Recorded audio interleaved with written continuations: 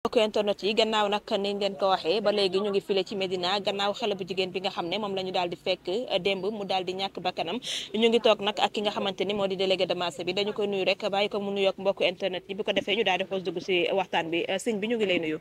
maa ngi leen di fay soxna si. tur bi naka la. Mohamed Diouf quoi je suis le délégué du marché centre commercial Roxy maay délégué bi fii ci marché bi quoi. d'accord délégué gannaaw ni ki démb bi ñu jotee information kan dafa am benn xale bu jigéen bu ñu fekk fii mu daal di faatu nga nekk délégué de marché bi comme lu ñu may def saa su nekk nit boo demee ci fenn ca kilifa nga daal di njëkkee nga est-ce que mën nga ñu jox ay leeral ci li nga xam ne moo xewoon ci ni ki démb. waaw d'abord maa ngi leen di nuyu yéen ñëpp ñu mbokku internet yi bon di xam ne dañu am tiis démb tiis bu metti fii ci centre commercial bi ci kaw ci appartement yi bon démb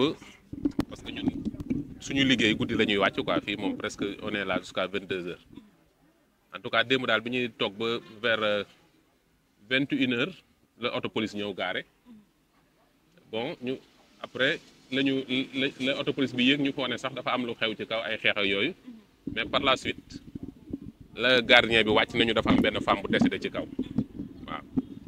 loolu daal lañu kii. kon mbir yi démb ay 21h la. waaw côté yooyu la daal ma ne côté yooyu la daal vers 21h moins 21h daal 21h et quelque. waaw heure boobu daal la auto police ñëw. waaw après par la suite si la ambulance ñëw. waaw d'après daal information yi ñu jot daal nee nañu femme bi bon benn appartement ci kaw lañ ko suulee woon benn néeg. waaw fa la nekkoon. waaw d'accord ndax jotu leen information ba xam ndax faat bu naturel la wala dañ ko faat wala exactement nan la demee. ñun de vraiment nag moom loolu moom xamaguñ ci lu leer quoi franchement pas ñun baal nañ de daal nañ ko fa nañ ñëw fekk ko ci néegam parce que gars yi ne nañ presque toog nañu ay jours ay di ko woo parce que femme bi presque mbokk la ci man parce que moom sama nijaay jabaram moom moo ko yore woon quoi depuis bi muy xale ba léegi moo ko yore woon waaw par la suite nag la ñëw fii defe naa jël fii benn néeg ci kaw 4e la ko fee na benn waay suulee benn néeg quoi waaw d'accord ci ngay ne woon yaa ay mbokkam ñu ngi woon toog ay fan di ko woo kon moom femme bi xamuñu exactement ndax démb la faatu wala yàgg na faatu nekk foofu bare que moom dégg naa daal si information ma jot daal dégg naa daal dafa bi mu nee woon fi mu doon liggéey bi mu fay jógee dafa jàmmatoon tawat quoi ne dafa xawoon feebar quoi waaw moom ay mbokkam kañ lañ ko gëj a gis exactement en tout cas daal loolu moom awma ci information yu leer mais dégg naa daal parce que il paraît que moom xaw na fa yàgg parce que li ma dégg ci information yi ma for nee nañu appartement bi dañu jékki-jékki am benn odeur bu leen di xeeñ quoi bu sew ñu war ne kon dee boo xam ne war na du dee bu bees war na yàgg kon waaw d'accord loolu daal la waa ji sentir ba woo police ñu ñëw dajji néeg bi si ñu ko gisee mu décédé quoi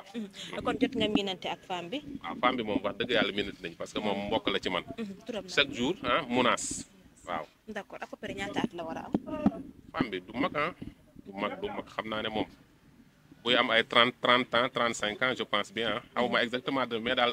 kii à peu près daal loolu la may jox quoi du mag noonu xale la quoi waaw xale bu baax bu gentil quand même saa yi bu rombee fii day ñëw taxaw nuyu ma laaj ma sama yaay ndax mu ngi kii ma ne ko waa sama yaay ngi kii parce que man musuma xam ne sax ci kaw la dëkk appartement pour man sama kër maam fii Médina foofu lay ñibbi quoi waaw musuma xam ne dafa jël appartement ci kaw depuis démb daal laa ko xam bi décès bi amee laa laaj ci ñu ne ma moom la pour man xaw ma woon ne sax ne ci kaw la dëkk waaw d'accord ndax moom kese moom moo fa nekkoon wala jot na am ñenn ci ñi nga xam ne ñoo di famille ñu fa nekkaloon comme ay doomam borom këram wala non il paraît que nag moom kese moo fa newoon waaw parce que il paraît que dañoo dajji néeg bi door ko gis ci biir moom kese moo jëloon néeg bi foofu moo kii ko suulee daal lan nga mën a seede ci moom ku baax ku yaru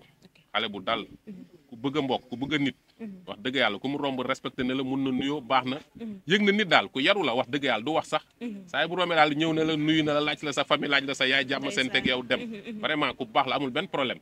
waaw doo ko dégg ci dara liggéey ñëw wàcc jàpp ñàmburam loolu daal lañ ko xamee quoi franchement parle waaw ndaw su baax su yaru wax dëgg yàlla ndax wóor na la boo xam ndax famille moom jot nañ ci corps bi autopsie bi ndax génn na wala loolu lépp amagul non il paraît que daal démb moom dégg naa démb moom bi ambulance démb bi gars yi ñëwee nañoo mujjee wu ñu jël corps bi quoi paraît que ambulance nañoo ñëw après ñu indi gars yi pompe parce que comme que corps bi dafa yàgg ñu pompe foofu dégg naa daal d'après les informations daal tey ci suba la ñuy door a jël corps bi quoi après bi police scientifique ñëwee waaw à 7 heures waaw loolu daal lañu laa jot comme information quoi. d'accord mais jotoo woon gis kooru. non koor bi moom jotuma ko gis quoi. d'accord jotuma ko gis. d'accord ndax mbir yu mel nii c'est la première fois muy am si marché bi wala. waaw bii de moom ñu ngi ko fi door a am quoi franchement parler bii moom c'est la première fois.